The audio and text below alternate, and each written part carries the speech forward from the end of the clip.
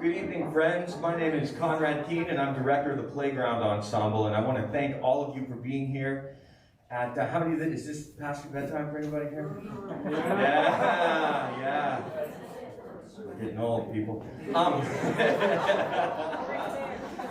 So I'm director of the Playground Ensemble. I want to thank you all for being here. We had a killer 7 o'clock show, but we're going to do better on this one.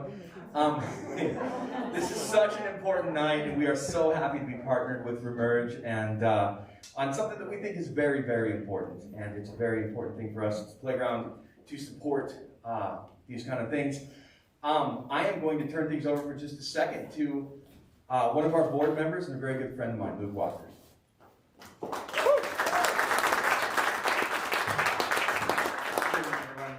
Thank you so much for being here tonight. As Conrad said, my name is Luke Walker. I'm one of the board members of the Playground Ensemble.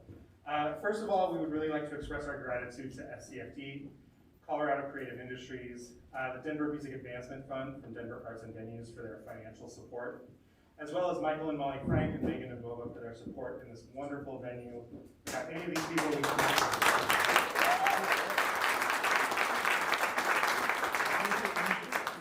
I've been involved with the Playground as a performer and teacher and board member since 2009. And it's been a real privilege to see how the group has evolved over the course of the last 11 seasons. I think what I'm most proud about is our efforts to provide space for the voices of those who are typically left out of traditional performing arts. Children and teens through our educational programming, Black, Latinx, and other communities of color, LGBTQIA+ musicians and performers, and tonight, for the first time, the voices of those currently and formerly incarcerated. For me personally, these voices have transformed who I am as a teacher, as an artist, and as a person. And I'm really grateful for that. And I know that everybody in the Playground family feels the same way. If you would like to find out more about our programming and ways to support our work, please visit our website, playgroundensemble.org. Though I'd really like to plug our partner tonight, Remerg. It's an incredibly important organization that does work to help people re-enter the world after incarceration. Playground will be contributing funds from the show tonight to Remerg, and you'll have an opportunity to learn more about their work over the course of the evening. Please join me in welcoming my friends from the Playground Ensemble. Thank you so much.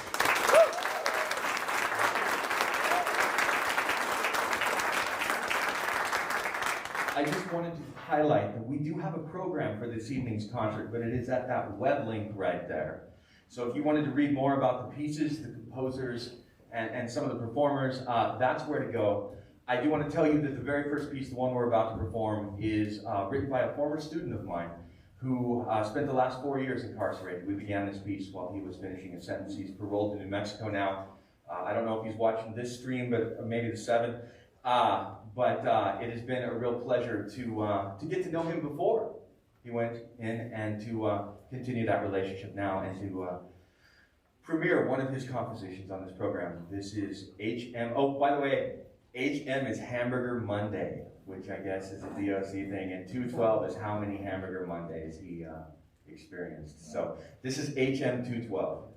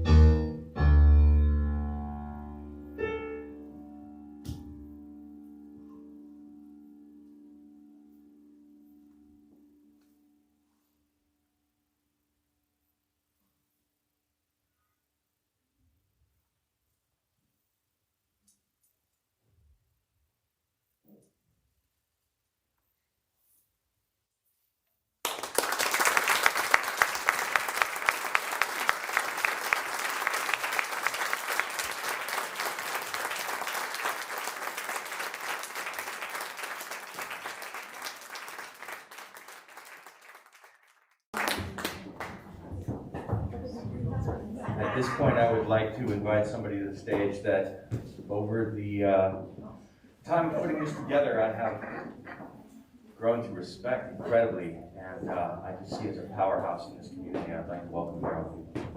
Woo!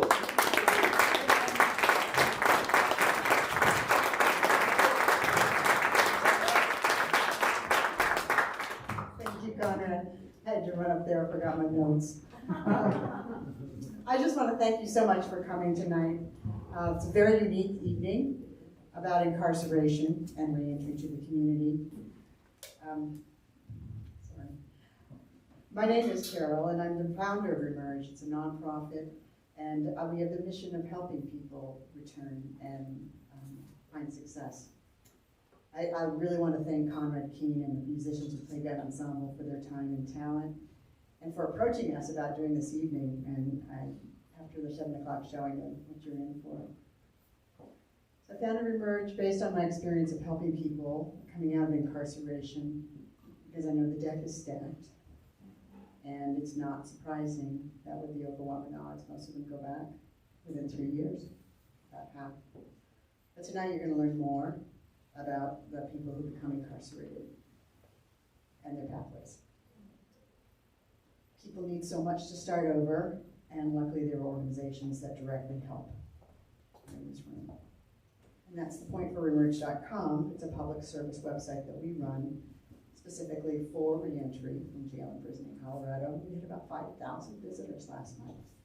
All-time high.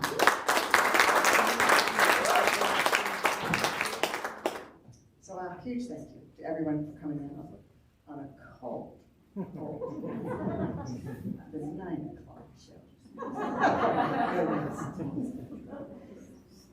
All right, thanks. I especially want to thank the guests from our community, our reentry community, who so generously agreed to share their stories with you tonight. So thank you so much.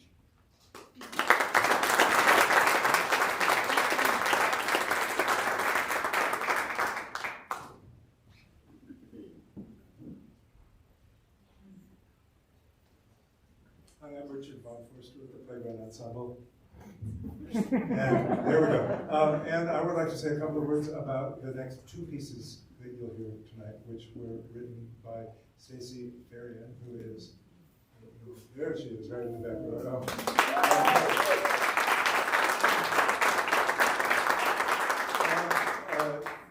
These 2 pieces were conceived as sort of a set. We're going to play them back to back. The first piece is called Echoes from Inside. And there are no live performers. It consists of pre-recorded voices of currently incarcerated people telling us what they want us to know about their lives. And it's about 16 minutes long. And then the second piece is called Buried Alive. And you will hear my musicians on that, the strings will play. And we'll have a poem that was written by 2 well, at the time, 2 incarcerated individuals, one's now formally incarcerated. But anyway, we would like to present the first piece and then have a moment of silence. You can maybe think about what you've heard and then go directly into that second piece without any applause in between, so you can experience them as a set. So here are Echoes from Inside and Buried Alive.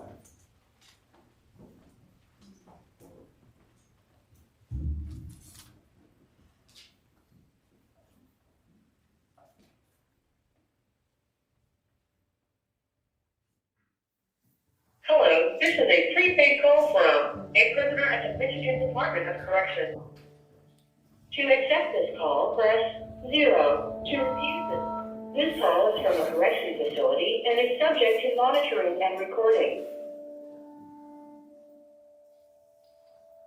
There's so much that I want to say.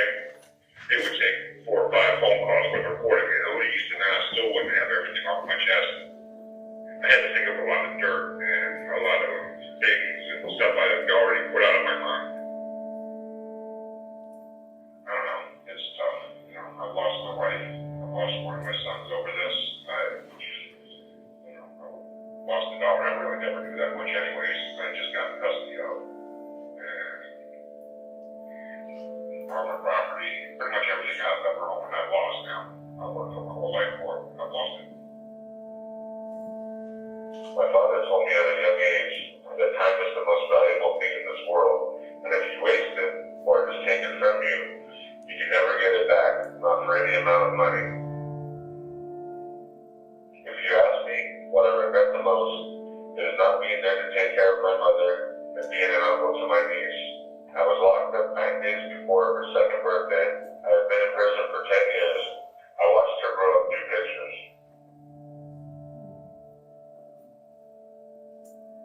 I just want to be with my family, grow old, and die an old man in my bed. That would be the perfect end of my life. Thank you.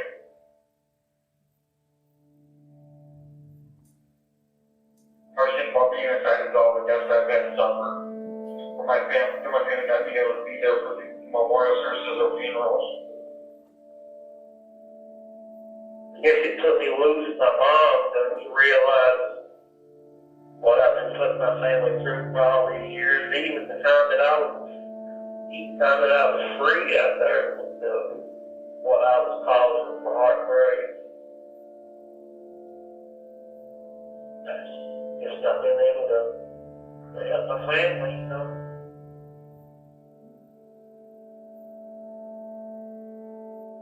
For me, the hardest thing about being here is the things that you lose. The time that you've lost, the special moments that you've lost, the experiences that you've lost over the years. Say, for instance, my son is, first steps, first day of school,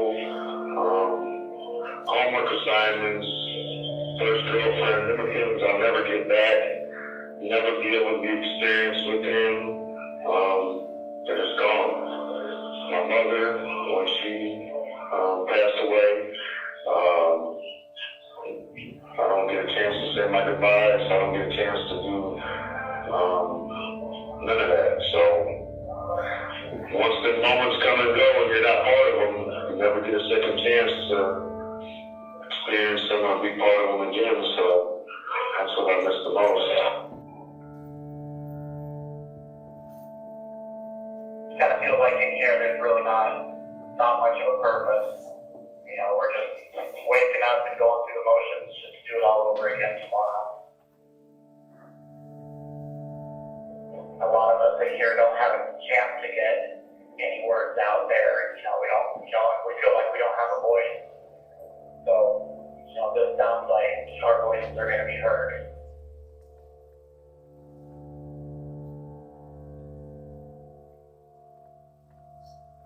All I'm doing is existing, and I'm not doing nothing more than existing. It's like I'm dead to everybody, I guess you could say. I'd like for people to know that I'm still alive, and I would love to have some friends, And I'm not a total bad guy, I've just made a lot of mistakes in life. And I don't think that what I have done is enough reason for people to just forget that I exist and not even attempt to communicate with me at all. I like to think that I would forgive them if they did something,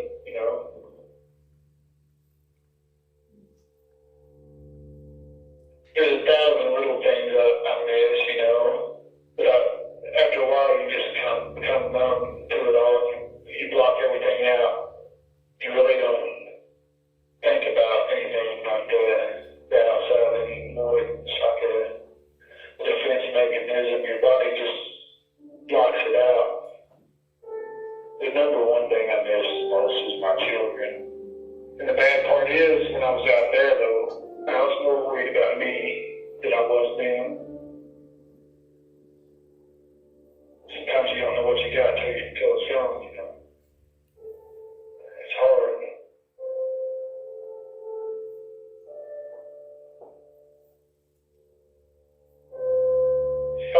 They took me to a trip to the hospital Thursday.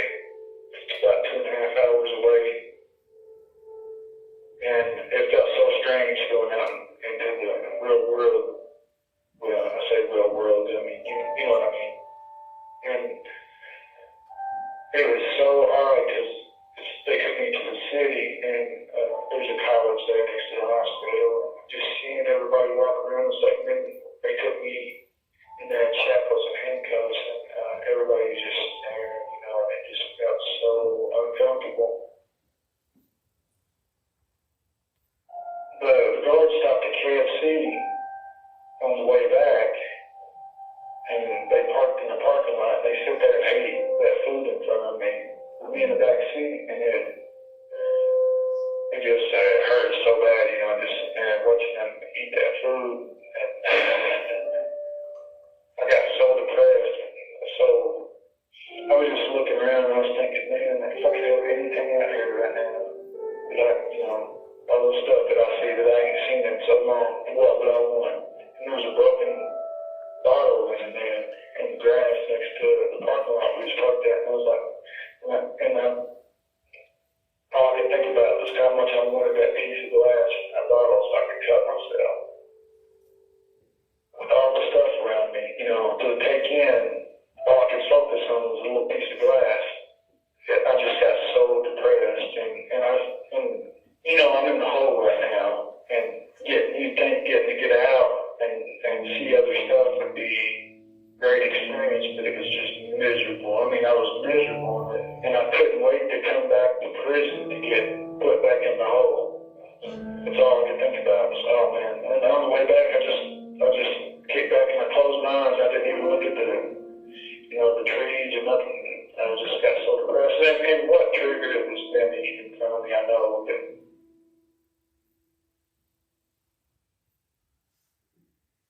it's just hard.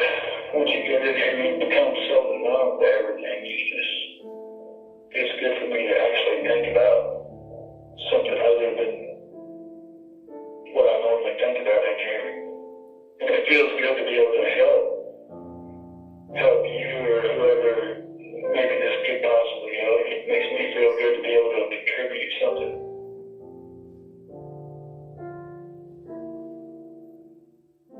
I wish that the court system would have seen me and my mental illnesses, but Idaho don't see a mental illness as a problem, so they just send you to prison anyway. And they don't help you at all.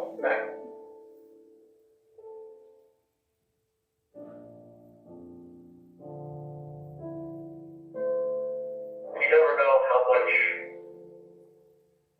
you really miss having something to do until you don't have anything to do.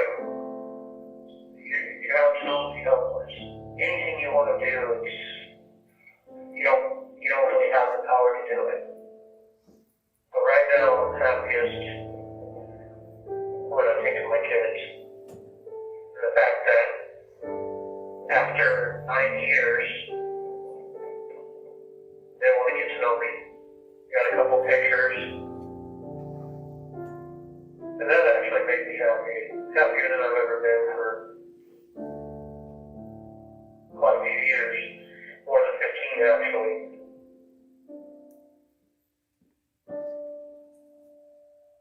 I actually kind of think about things like this regularly. I'll be in the shower just all of a sudden, I miss hot water. You know, it's a cold water day. And then I'll stop and think about, what do I really miss?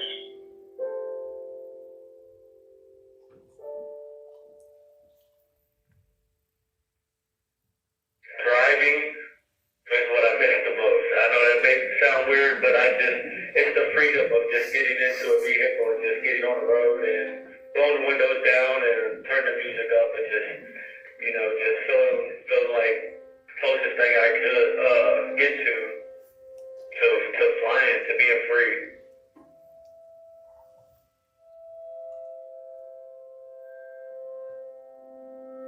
Honestly, it's been a little uncomfortable. I didn't want you to judge me after I told you what was the hardest thing about being in prison for me, because I still feel like I have to stay and act like a criminal in order to survive in here. And I don't want people to think that about me. I want people to trust me and to know that I'm a good person and to, be able to talk to me and trust me with things that they have going on. I want to be a good friend. I want to be a good brother. I want to be a good father. I want to be a good person. And for me to have to admit that I still have to think and act like a criminal sometimes, even though that's not what I feel inside that I truly am, was really uncomfortable. I haven't had a lot of communication where I can open up with a lot of people. It's not the safest place to just volunteer information when you're in prison. So basically, I'm real guarded.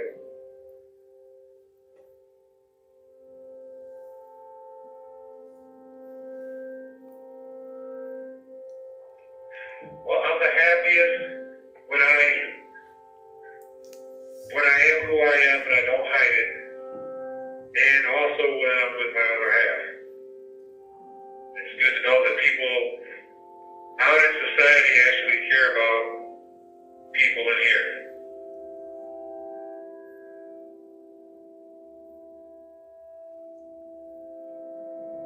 It's a very lonely place in here. Yes, we've been around other inmates and whatnot, but if you talk to individuals, they are just very, very lonely. You have to have hope in here. If you don't have hope, you will not survive.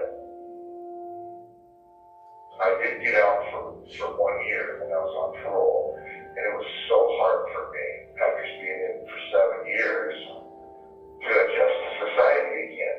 When I got out and I was on parole for that year, it was very, very difficult to follow their rules and their stipulations. And frankly, one of them even told me, my parole officer said that, well, you should be doing more time, you should be out on parole. And she said, I'm going to do my best to make sure you go back to prison. And she did, she brought me back in here. So, it's hard to really build up that empathy when you have so many things going against you. And I look back on the abuse that I had as a child, and I think, okay, yeah, it was pretty rough.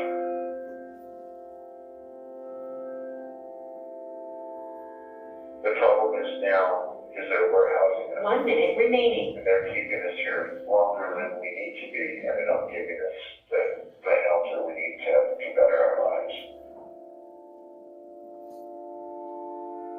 It's scary to live in a private prison because you're in a prison where they want to make money. That's their main goal. And it's a multi-billion-dollar business.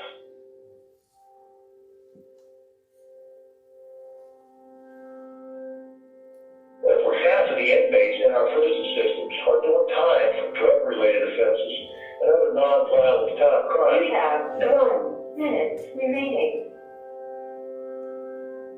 Locking everyone up is not the answer.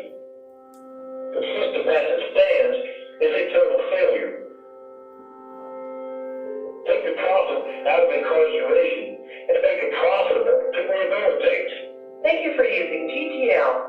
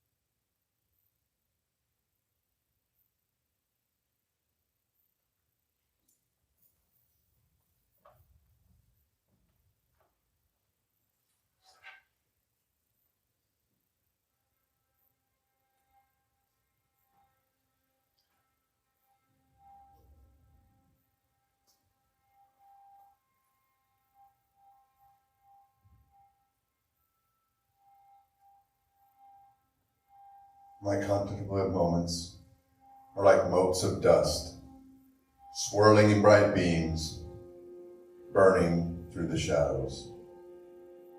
Each a thing I mean to do, a regret, an unfilled dream, a tear, a kiss, a goodbye. I live in these siren flashes, sucking at them like a leech, getting fat on the suffering. Time is a terrible circle, closing in on itself, cutting away at an empty heart. I search in vain for the moment I grew too large in my loss. I turn to this flailing morbidity from an elusive future to a ransacked past. There's no light here. Not really. These nostalgic pyres are meaningless as tears in the rain. But things continue to grow, and I claw for my redemption. Across my Rubicon, alone in my grave, beholding only echoes of all the people I used to be, I wonder what God would deem it just for an old man to suffer the follies of an arrogant youth.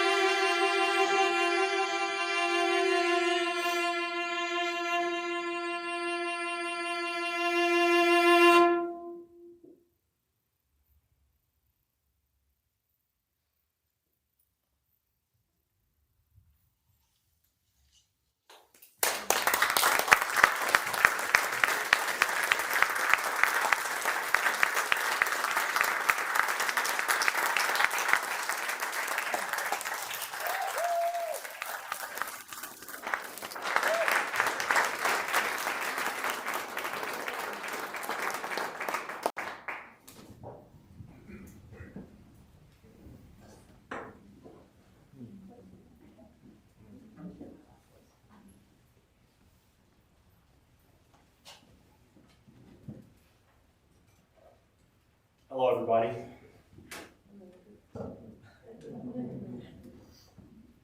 My name is Julyan, and I am the Director of Communications for Remerg.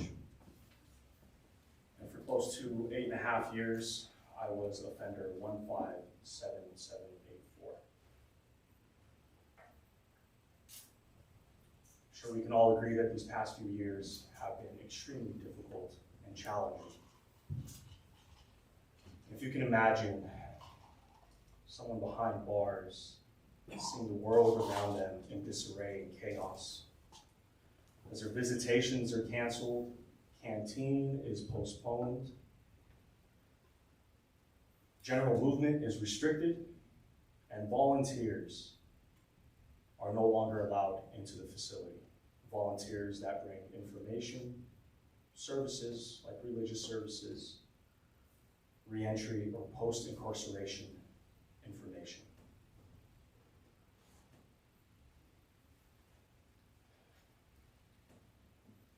Carol was able to see a unique solution for these unique problems.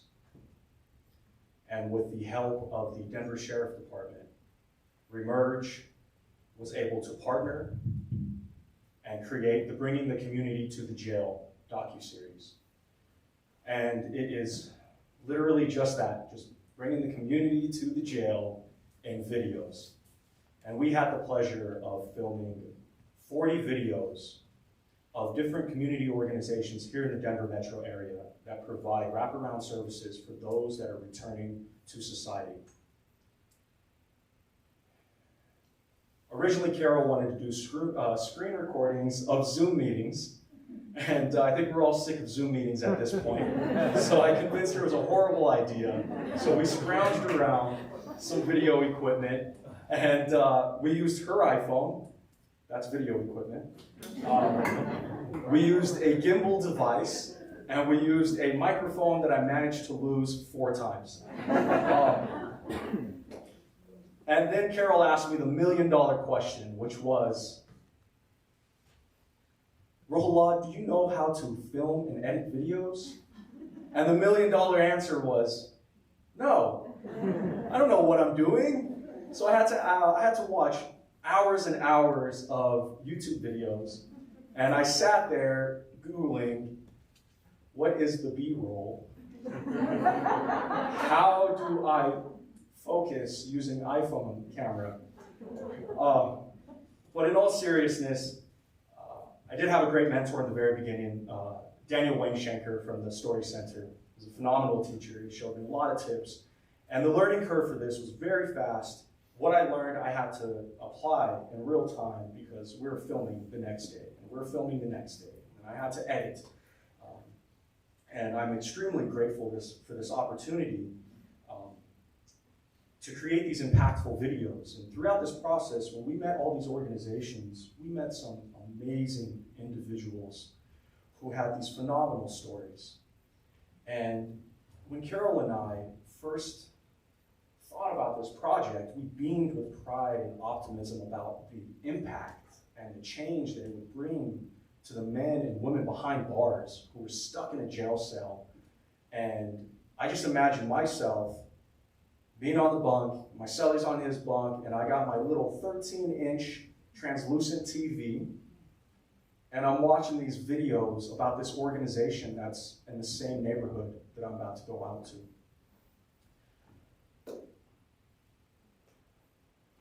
One thing we did not anticipate was the impact that it would have on us while we were filming.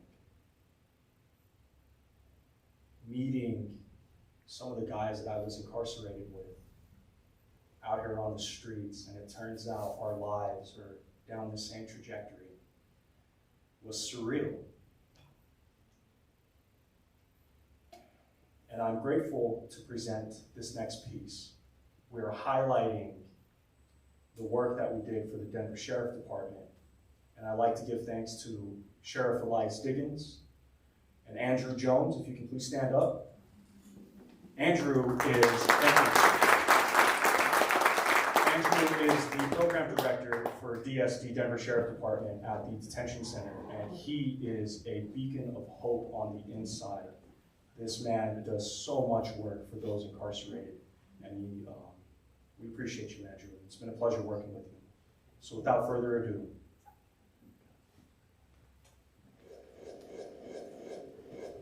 I came from a family of drug addicts. My earliest memories of my mom flicking pot seeds at me and being at babysitters for days at a time. The first time that I used any drug, I was 8 years old, and I was given heroin, and that was just my life for a long time. I grew up that way. I started using meth at 14. All the while heroin was given to me off and on from the man that abused me. When I was 17, I went to prison, adult prison.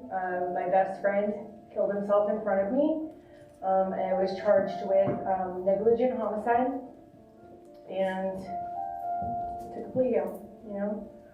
Scared 17, and I went to prison.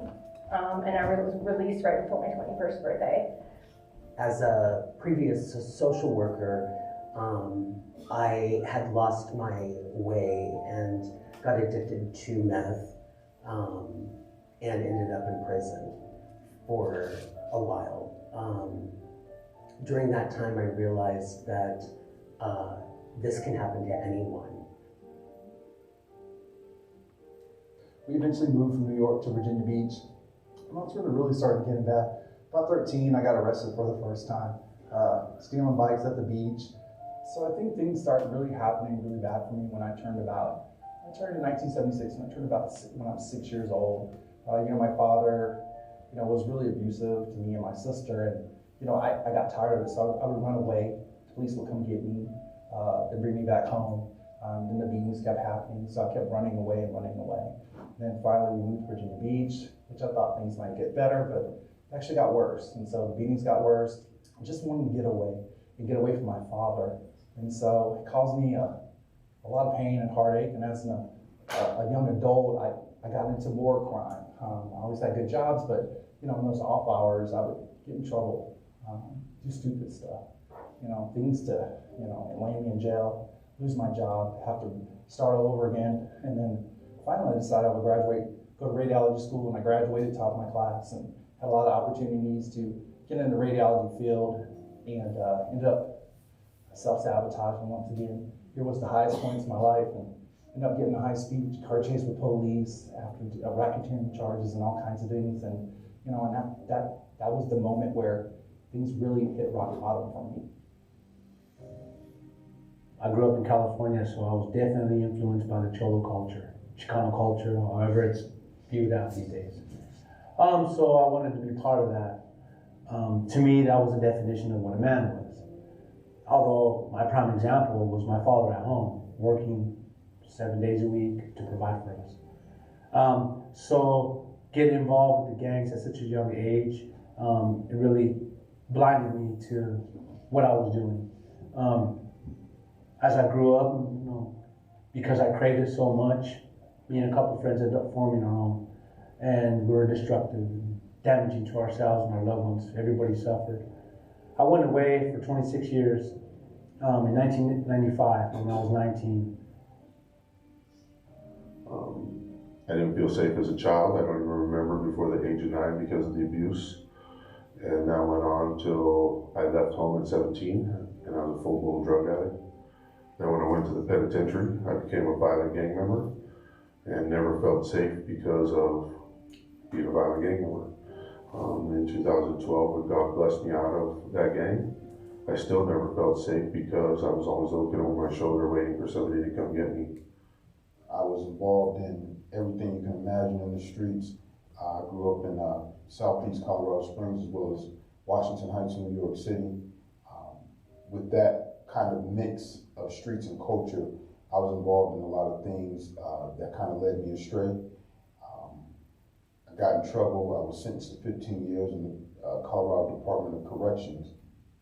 So the first time I started using, I was about 15 or 16. I started drinking on the weekends, and that led to using cocaine and heroin on the weekends,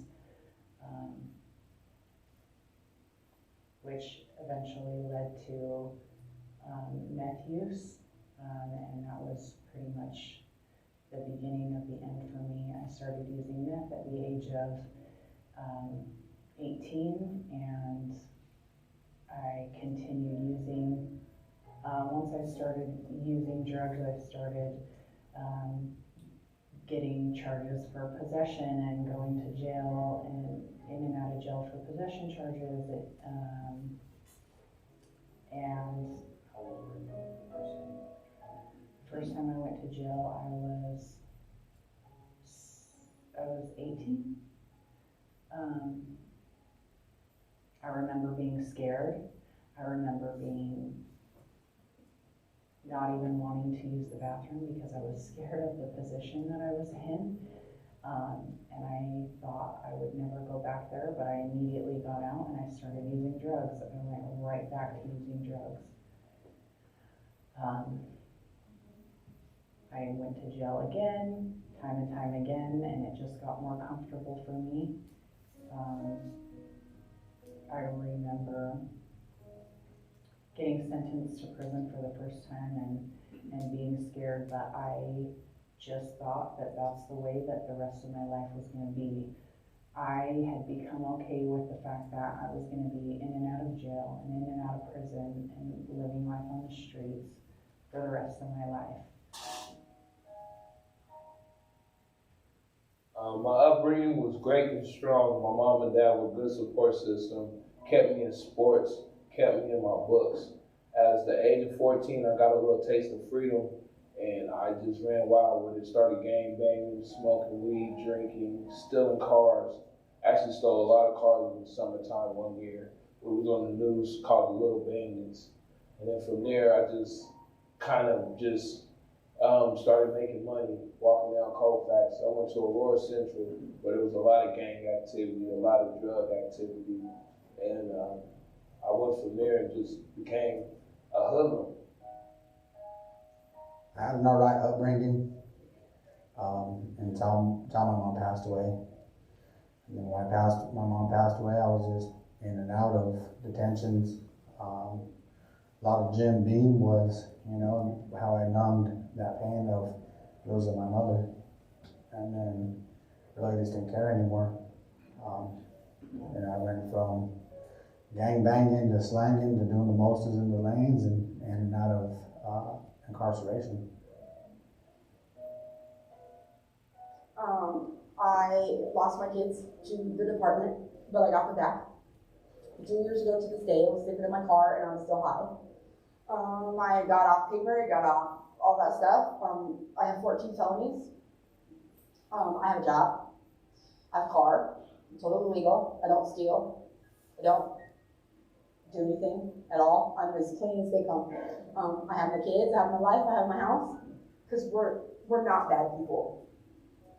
We're not lost, we're not gone, we're not worthless, and we can be trusted. And that's what not only they teach you to believe about yourself, because I know that I'm a good person. I'm more than just an addict, and I'm more than just a criminal. And I'm successful now. And so it's about changing not only minds of the way you feel about yourself, but it's the way the society looks at you.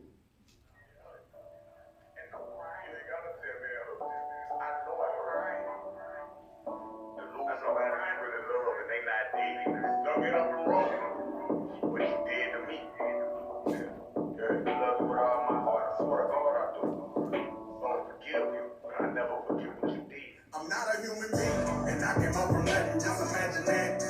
Now I got my own, just imagine that. Trying to take it from me, I ain't got it back. I lost day walls, just imagine that. Feeling like it's all on me. Soon as they fall, they gon' call on me. I remember when they used to talk on me. These days, now I got it all, just imagine that. Like, I remember when it wasn't nothing with us. Some days, now I got it all. Chopping game with the president, we on a call.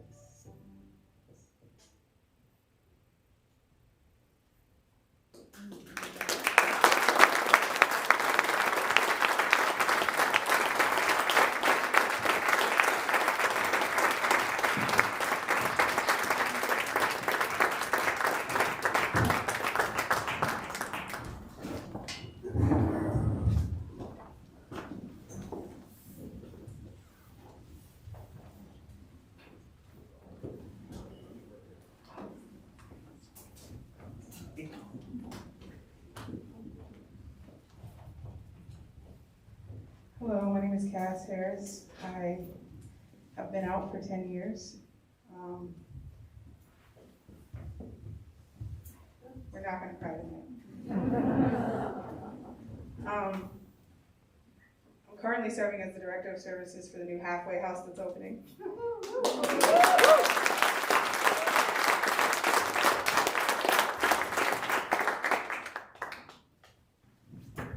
And I'm also serving as the Program Manager for the wages team right now. I would not be here at all without Julie and the Empowerment Program.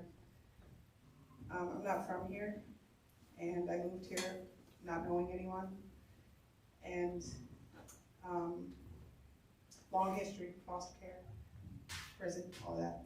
And Julie, from the interview to 3 years today, from today, what we went through today, has been nothing but supportive.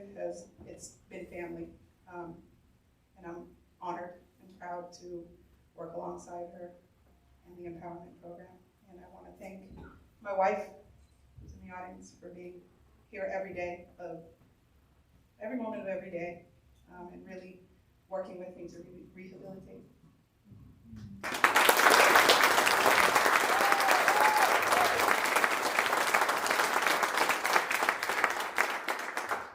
Well, my name is Isaac Erdogan. I'm the Program Director for the Lifeline Reentry Initiative team with Wages. I've been out now 8 years. I've been off parole 7. I'm coming up on my 9th year in May, but I've been out. Also, I'm a gang expert for the state of Colorado. So I work with at-risk youth and adults that are highly involved in gang activity in the community.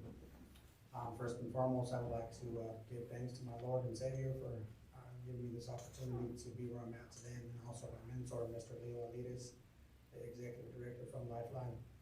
I'm now a coach for the North Denver Hawks, and I'm also a husband and a father to my kids.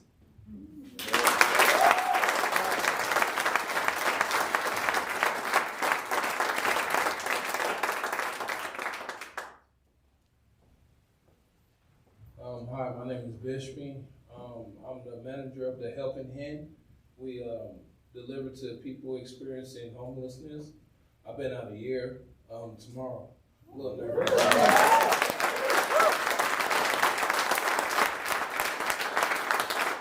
like to thank Work Options for the opportunity and the support to making me a better person.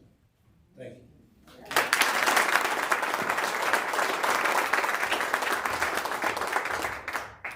Hey, how y'all doing? I'm Joaquin Mobley. I am the Vice President of Community Works.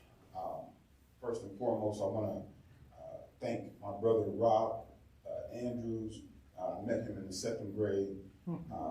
He actually believed in me. He gave me a shot when I got out, and he actually rode me through my prison stint. And as a result of that, we've been able to develop programs and become serial entrepreneurs, and just build up what we want to do for our community as far as giving a place for transition for people from our community. So, and thank my beautiful wife too.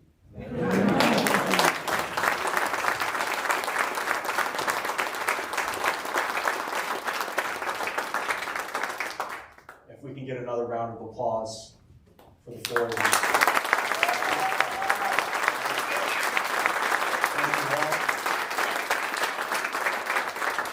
I'd also like to thank Julie, Leo, Christine, Robert. Thank you all for what you do. And Carol Peoples, thank you so much.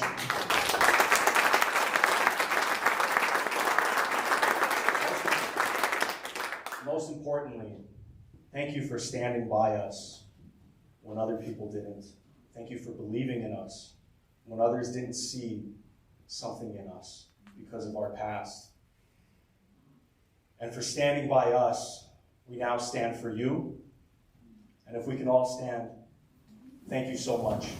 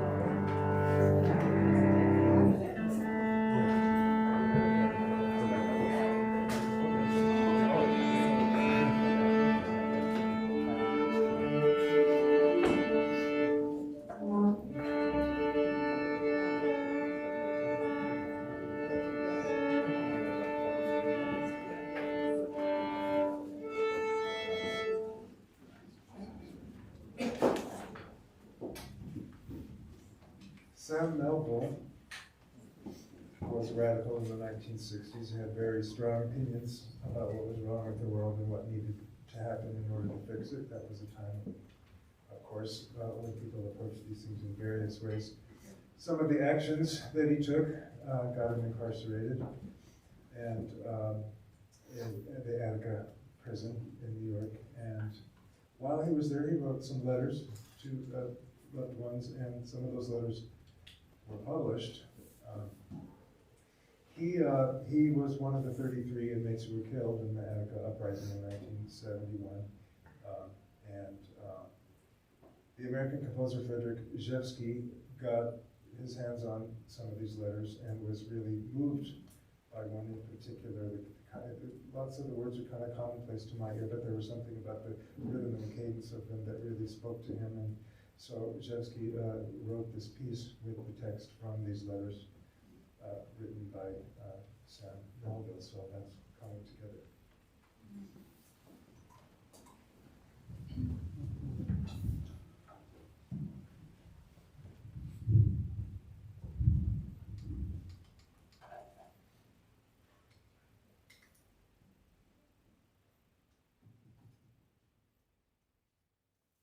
I think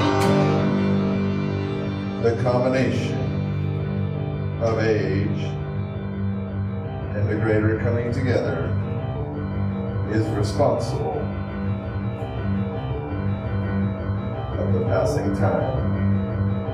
I think the combination of age and a greater coming together is responsible for the speed of the passing time. It's 6 months now, and I can tell you, truthfully, few periods in my life have passed so quickly. I think the combination of age and a greater coming together is responsible for the speed of the passing time. It's 6 months now, and I can tell you, truthfully, few periods in my life have passed so quickly. I am in excellent physical and emotional health. I think the combination of age and a greater coming together is responsible for the speed of the passing time. It's 6 months now, and I can tell you, truthfully, few periods in my life have passed so quickly. I am in excellent physical and emotional health. There are doubtless subtle surprises ahead, but I feel secure and ready. I think the combination of age and a greater coming together is responsible for the speed of the passing time. It's 6 months now, and I can tell you, truthfully, few periods in my life have passed so quickly. I am in excellent physical and emotional health. There are doubtless subtle surprises ahead, but I feel secure and ready as lovers will contrast their emotions in times of crisis. So am I dealing with my environment. I think the combination of age and a greater coming together is responsible for the speed of the passing time.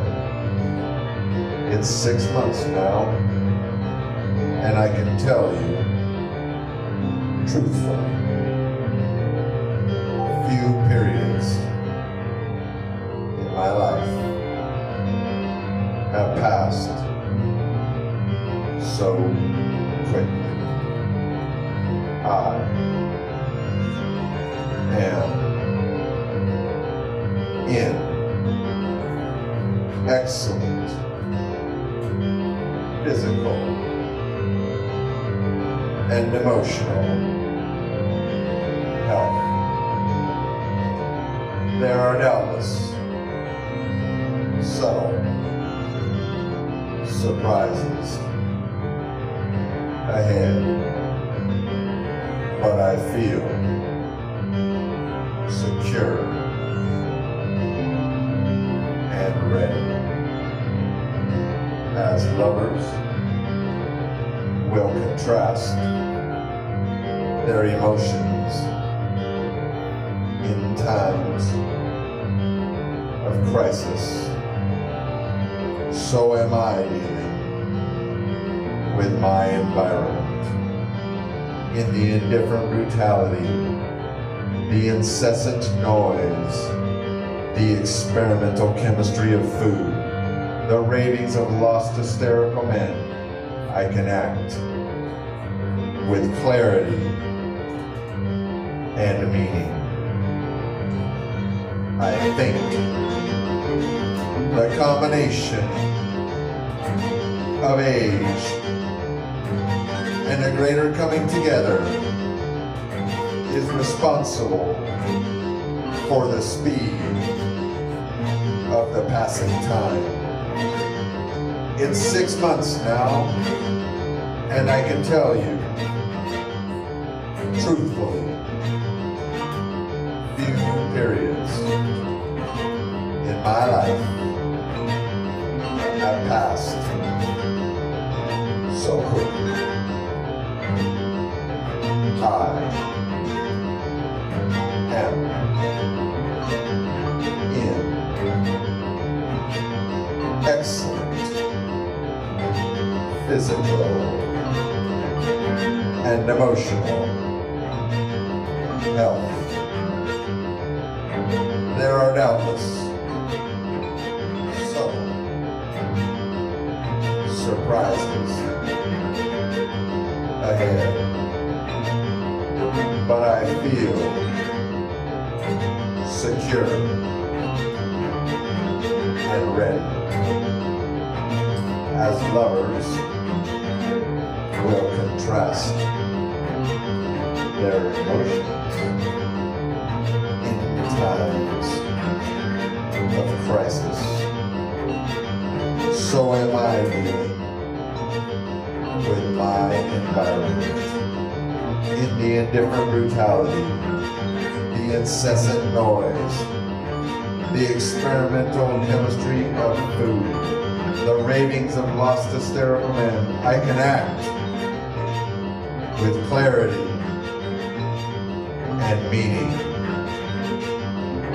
I am deliberate and calculating, seldom employing histrionics, except as a test of the reactions of others. It's 6 months now, and I can tell you, truthfully, few periods in my life have passed so quickly. I am in excellent physical and emotional health. There are doubtless subtle surprises ahead, but I feel secure and ready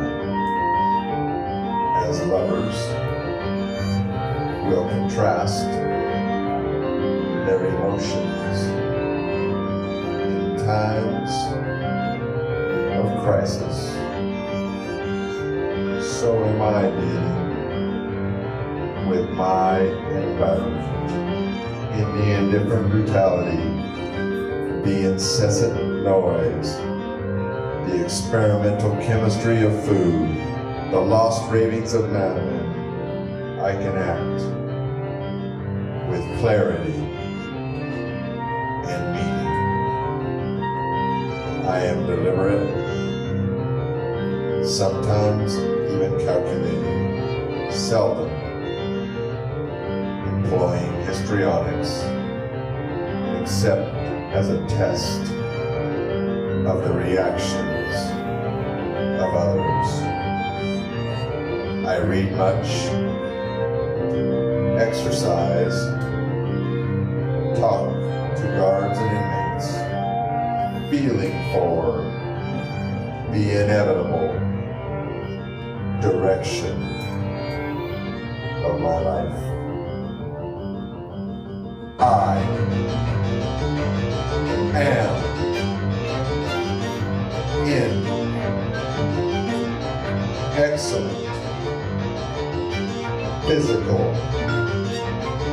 and emotional health.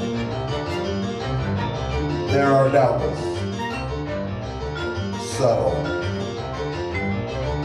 surprises ahead, but I feel secure and ready as lovers will contrast their emotions in times of crisis. So am I dealing with my environment. In the indifferent brutality, the incessant noise, the experimental chemistry of food, the ravings of lost hysterical men, I can act with clarity and meaning. I am deliberate, sometimes even calculating, seldom employing histrionics, except as a test of the reactions of others. I read much, exercise, talk to guards and inmates, feeling for the inevitable direction of my life. There are doubtless subtle surprises ahead, but I feel secure and ready as lovers will contrast their emotions in times of crisis. So am I dealing with my environment in the indifferent brutality, the incessant noise, the experimental chemistry of food, the ravings of lust, hysterical men. I can act with clarity and meaning. I am deliberate, sometimes even calculating, seldom employing histrionics, except as a test of the reactions of others. I read much, exercise, talk to guards and inmates, feeling for the inevitable direction of my life. As lovers will contrast their emotions in times of crisis, so am I dealing with my environment in the indifferent brutality, the incessant noise, the experimental chemistry of food, the ravings of lust, hysterical men. I connect with clarity and meaning, sometimes even calculating, seldom employing histrionics, except as a test of the reactions of others. I read much, exercise, talk to guards and inmates, feeling for the inevitable direction of my life in the indifferent brutality, the incessant noise, the experimental chemistry of food, the ravings of lust, hysterical men. I can act with clarity and meaning.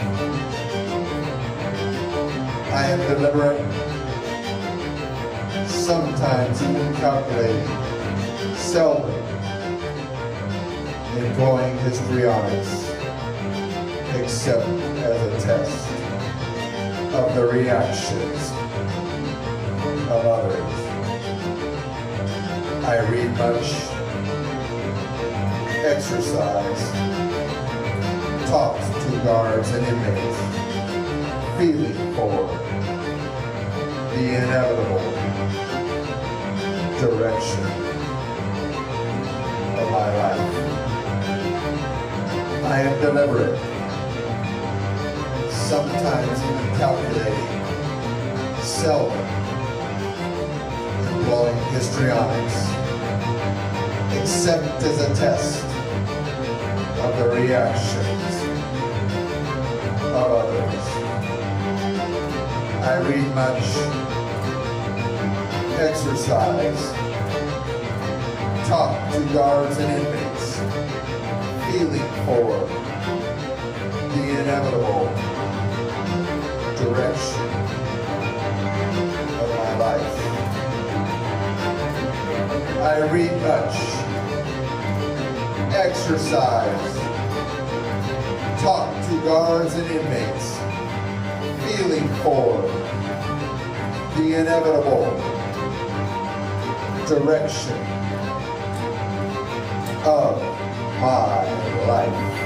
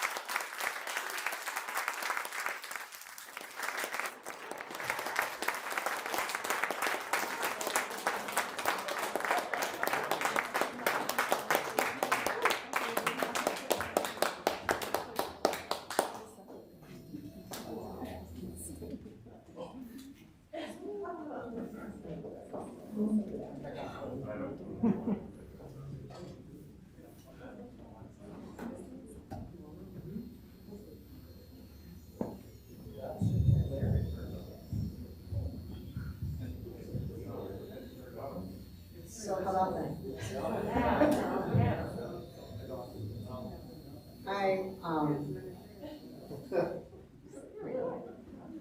There's ghosts. Lots of ghosts. We want to thank you for coming tonight, for coming together as a community. And I especially want to thank the members of the Reenter community, the people who do this work every day. And as you can see, people who have helped become the people who receive the help, become the people who have helped, and we all need each other. And I want to thank everyone for the opportunity to learn your stories. That's what struck us the most, I think, about this whole project, was hearing stories. And I think if we understood each other's stories better, things might be a little better. And in understanding your stories, I commend you all. In understanding your stories, I commend you all for embodying hope and inspiration for the men and women who are 2 squares behind us, 3 squares behind us.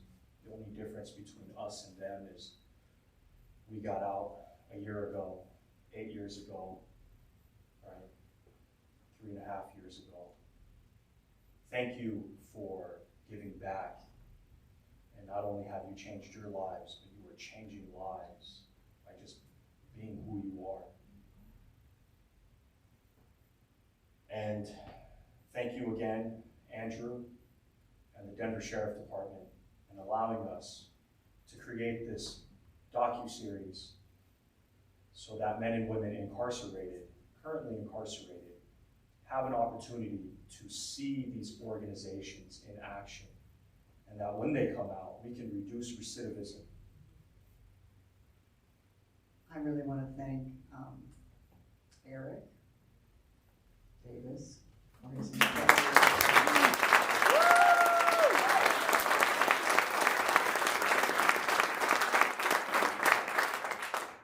He's one calm dude.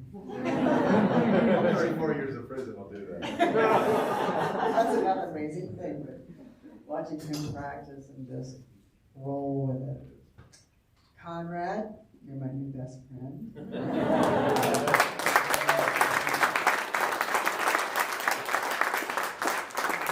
Founder of the Playground Ensemble. And I want to thank the musicians of this ensemble.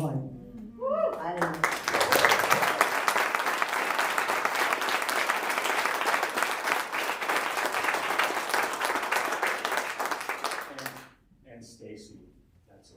I've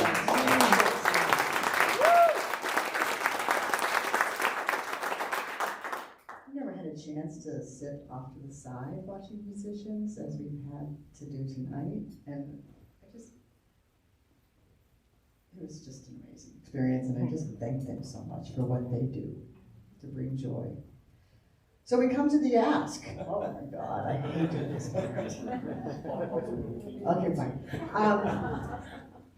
Your presence is our reward. We really appreciate it.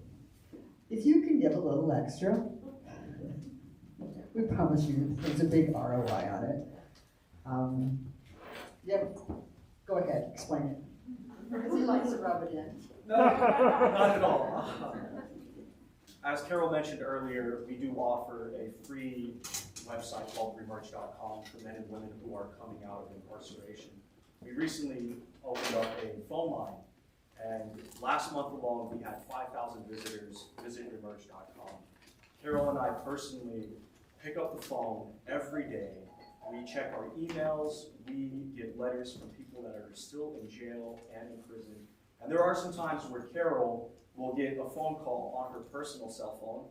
And for this evening, we had put some envelopes and QR codes on the chairs. And as a friendly competition between Carol and I, we got the old school way with the envelopes.